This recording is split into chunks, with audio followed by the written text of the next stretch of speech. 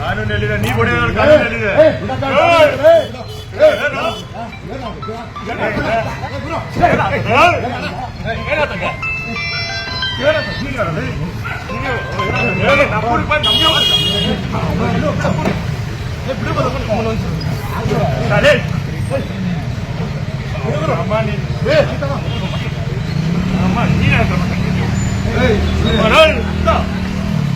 ಅಮ್ಮನಂತೆ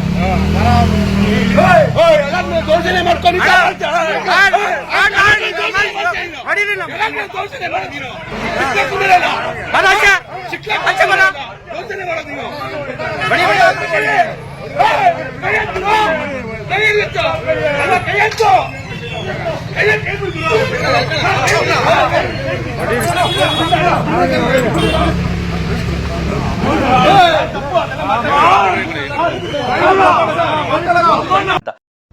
ನಲವತ್ತು ಜನ ಡ್ರಗ್ ಪೆಡ್ಲರ್ಗಳು ಕನ್ಸ್ಯೂಮರ್ಸ್ಗಳು 40 ದಾಂಡಿಗರು ನಿನ್ನೆ ಇವತ್ತು ಬೆಳಗ್ಗೆ ಅಟ್ಯಾಕ್ ಮಾಡಿದ್ರು.